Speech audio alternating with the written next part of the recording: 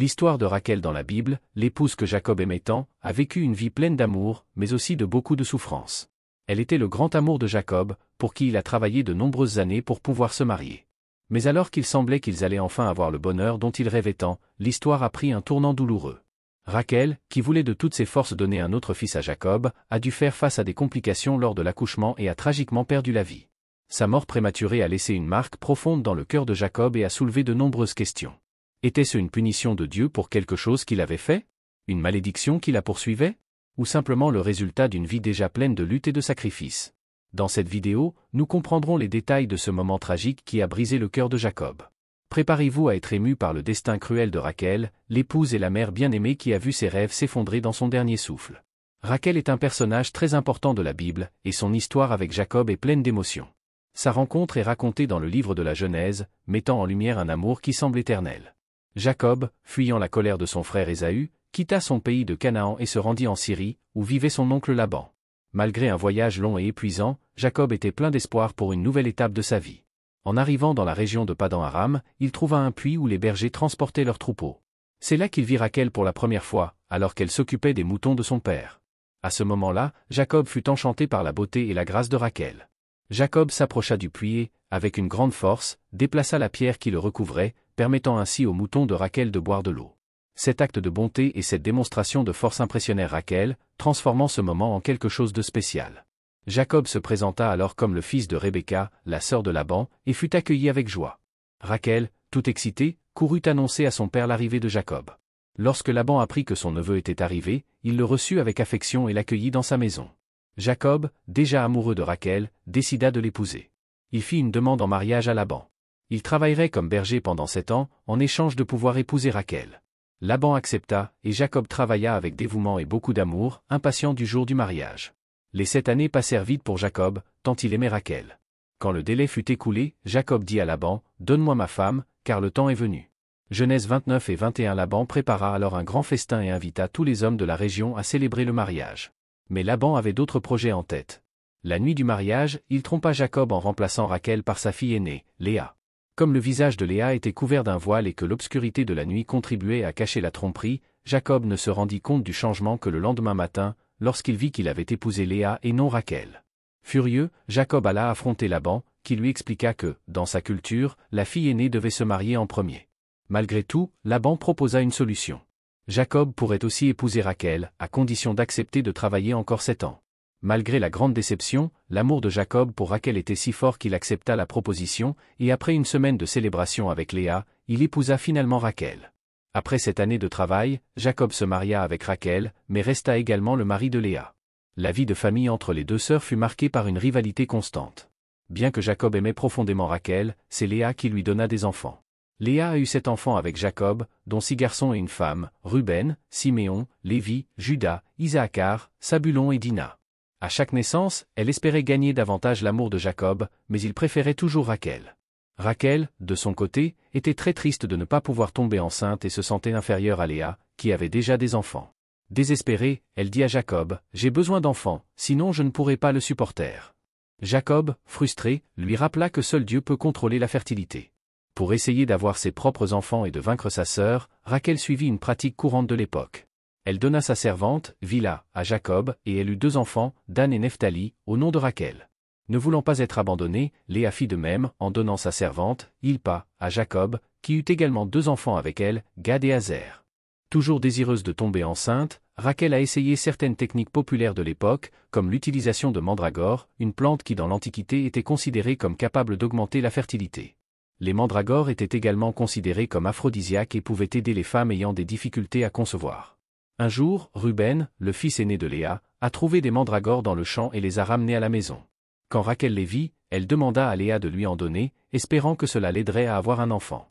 Sachant à quel point Rachel voulait être enceinte, Léa accepta d'échanger les mandragores contre une nuit avec Jacob, qui restait habituellement avec Rachel. Bien que Rachel ait eu de grands espoirs que les mandragores l'aideraient, cela ne s'est pas produit immédiatement et elle est restée frustrée. Rachel n'a pas abandonné son rêve de devenir mère. Au fil du temps, Rachel a continué à prier intensément Dieu, lui demandant la bénédiction d'avoir un fils. Ses prières ont finalement été entendues, comme le dit Genèse 30 et 22. Dieu se souvint de Rachel, l'exauça et la rendit féconde. Rachel tomba enceinte et donna naissance à un fils qui s'appelait José. Elle se sentit soulagée et reconnaissante, disant « Dieu m'a enlevé mon déshonneur ». La naissance de José apporta beaucoup de joie et de soulagement à Rachel. Elle choisit ce nom, ce qui signifie, ajoute-t-il, avec l'espoir que Dieu lui donnerait d'autres enfants. La naissance de José a non seulement apporté un nouvel espoir à Rachel, mais a également accru son respect au sein de la famille, renforçant ainsi sa position. José allait devenir une figure importante de l'histoire d'Israël, devenant plus tard gouverneur d'Égypte et sauvant sa famille pendant une période de grande famine. Quelques années après la naissance de José, Rachel était à nouveau enceinte, ce qui apporta beaucoup de joie à toute la famille. À cette époque, Jacob se préparait déjà à quitter le pays de Laban et à retourner en Canaan, selon ce que Dieu avait ordonné. Pendant qu'il voyageait, la grossesse de Rachel avançait. Elle connaissait les risques, en raison de la difficulté qu'elle avait eue à donner naissance à José, mais la joie d'attendre un autre enfant l'aidait à affronter ses peurs. Ce deuxième enfant représentait l'accomplissement du désir que symbolisait le nom de José, qui, ajoute-t-il, montre les bénédictions continues de Dieu dans sa vie. Cependant, lorsque la caravane de Jacob s'approcha d'Éphrata, appelée plus tard Bethléem, Rachel commença à ressentir la douleur d'un accouchement compliqué. À cette époque, sans les ressources médicales actuelles, les complications lors de l'accouchement étaient très difficiles. Rachel a connu de graves complications lors de l'accouchement, comme le décrivent Genèse 35, 16 et 17. Alors qu'ils étaient près d'Éphrata, Rachel a commencé à accoucher, mais l'accouchement a été difficile. Pendant l'accouchement, la sage-femme a essayé de la calmer en lui disant « N'aie pas peur, tu auras quand même cet enfant ». Ces mots ont apporté un certain soulagement à Rachel, qui, malgré la douleur intense et le risque de sa vie, a gardé l'espoir de voir naître son deuxième enfant. Rachel a beaucoup souffert pendant l'accouchement, et après avoir accouché, elle était très faible et au bord de la mort.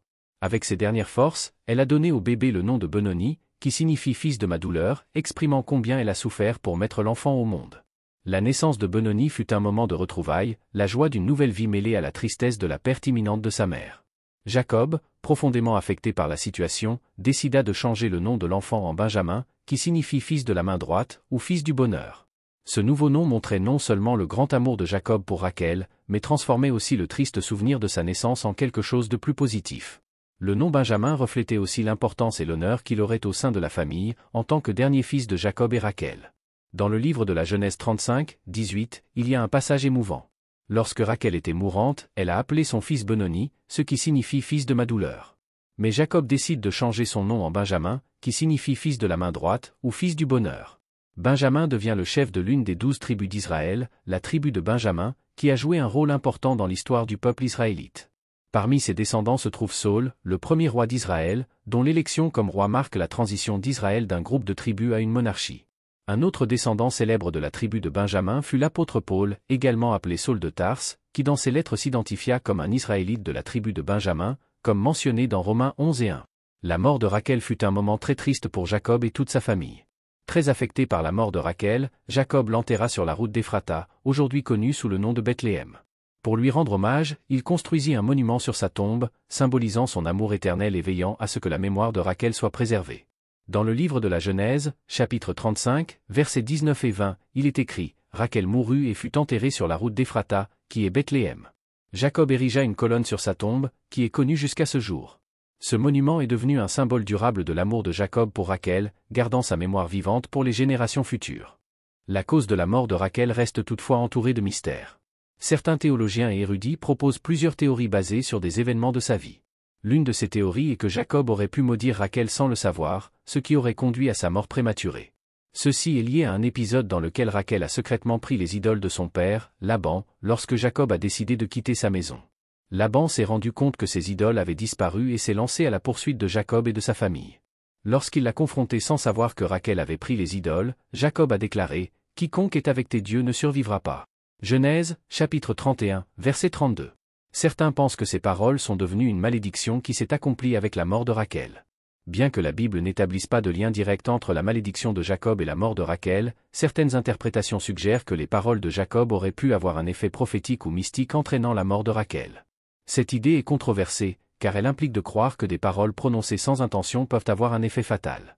Le fait que Rachel ait volé les idoles de Laban soulève également des questions sur sa moralité et sa dévotion à Dieu, car cet acte était contraire au culte exclusif de Dieu. Certains érudits voient la mort de Rachel comme une possible punition divine pour cet acte d'idolâtrie. Selon cette vision, sa mort lors de la naissance de Benjamin serait une conséquence de Dieu pour avoir volé et caché les idoles de son père. Ce point de vue se base sur la manière dont la Bible montre fréquemment Dieu punissant sévèrement l'idolâtrie. Cependant, il est important de noter que la Bible ne fait pas de lien direct entre le vol des idoles et la mort de Rachel, ce qui fait de cette interprétation une hypothèse ouverte au débat théologique. Une autre idée intéressante est liée à quelque chose que Rachel a dit alors qu'elle ne pouvait toujours pas avoir d'enfant et qu'elle était désespérée. Dans Genèse, chapitre 30, verset 1, elle dit à Jacob, « Donne-moi des enfants ou je mourrai ». Ces mots peuvent être vus comme une expression exagérée de sa tristesse et de son fort désir d'être mère. Certains chercheurs pensent cependant que ces paroles auraient pu être prophétiques ou avoir déterminé son propre destin. Ils suggèrent qu'en prononçant ces mots dans un moment de grande émotion, Rachel aurait pu en quelque sorte sceller son avenir. Ainsi, sa mort lors de la naissance de Benjamin serait une matérialisation tragique de ses propres paroles. Bien que cette idée repose sur la croyance selon laquelle les mots prononcés dans les moments de grande émotion peuvent avoir un pouvoir, elle révèle aussi la fragilité humaine et le mystère du destin dans les récits bibliques. Même si ces théories ne sont pas clairement appuyées par les Écritures, elles montrent la complexité de l'interprétation de la Bible et les efforts pour comprendre les événements tragiques à partir de lectures théologiques et morales. L'histoire de Rachel est pleine de symbolisme et profondément émouvante, se distinguant comme l'une des plus émouvantes de la Bible. Sa vie, marquée par des luttes personnelles, des rivalités familiales, et finalement, sa mort tragique lors de la naissance de Benjamin, offre l'occasion de réfléchir aux défis de la foi, de l'amour et de l'espoir.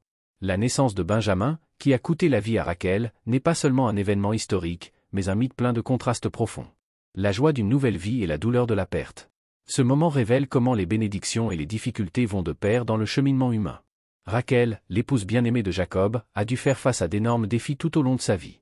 La rivalité avec sa sœur Léa, qui était également l'épouse de Jacob, était l'une des sources de sa douleur. Léa, qui pouvait facilement avoir des enfants, jouissait d'un privilège dont Rachel, en raison de sa stérilité, ne pouvait que rêver. Le désir intense de Rachel d'avoir des enfants était si grand que, dans son angoisse, elle dit à Jacob, « Donne-moi des enfants ou je mourrai ». Genèse, chapitre 30, verset 1. Cette douleur reflète la souffrance humaine lorsque les rêves semblent inaccessibles, et la comparaison avec les autres ne fait qu'accroître la tristesse. Sa lutte pour concevoir reflète aussi une leçon spirituelle. Rachel a dû apprendre à accepter le temps de Dieu, pas le sien. Au milieu des difficultés, elle a compris que, bien souvent, ce que nous désirons avec tant de ferveur n'arrive pas quand nous le voulons, mais au bon moment, selon la volonté divine. Lorsqu'elle a finalement eu la bénédiction de donner naissance à Joseph, Rachel a exprimé son soulagement et sa gratitude à Dieu, qui l'a entendu dans sa souffrance. Sa vie est une puissante représentation de la persévérance, de la foi inébranlable et de la confiance en l'intervention divine. Rachel est un exemple de la façon dont, même au milieu de grandes adversités, la foi peut nous soutenir et nous donner de la force. Elle montre l'humanité dans sa forme la plus vulnérable, en quête, en souffrance, mais surtout en croyant que Dieu est souverain et répond aux prières sincères. Malgré sa mort tragique, Rachel a laissé un héritage qui résonne à travers les générations. Ses luttes et ses victoires personnelles nous rappellent que, même dans les épreuves les plus difficiles, les bénédictions de Dieu peuvent se manifester de manière inattendue. Rachel symbolise la relation complexe entre l'être humain et Dieu. Une relation dans laquelle nos désirs, nos peurs et nos angoisses s'entremêlent avec les plans plus vastes et incompréhensibles de Dieu. Son histoire nous enseigne la résilience de la foi, la façon dont nos prières sont entendues, même si les réponses ne sont pas immédiates, et la façon dont Dieu a un but dans tout ce qui se passe. Sa vie nous invite à réfléchir sur la souveraineté divine et sur la façon dont les adversités façonnent notre caractère et nous rapprochent du Créateur. Par l'intermédiaire de ses enfants, Joseph et Benjamin, Rachel a assuré sa place dans l'histoire d'Israël, étant la mère de tribus importantes qui ont joué un rôle fondamental dans le peuple de Dieu. Son héritage transcende les générations, inspirant les croyants jusqu'à aujourd'hui par son histoire de foi, de persévérance et de confiance dans le plan divin. Rachel, avec sa résilience et son dévouement, reste un exemple durable de la façon dont la souffrance peut se transformer en bénédiction et de la façon dont les épreuves peuvent nous conduire à une foi encore plus profonde. J'aimerais savoir ce que vous en pensez. Croyez-vous à l'une de ces théories sur la mort de Rachel? Ou pensez-vous que tout s'est passé selon les plans divins? Partagez votre opinion dans les commentaires. Si vous avez aimé cette vidéo, partagez-la pour que davantage de personnes puissent comprendre cette histoire. Abonnez-vous à la chaîne pour ne pas manquer les prochaines vidéos. Que Dieu vous bénisse.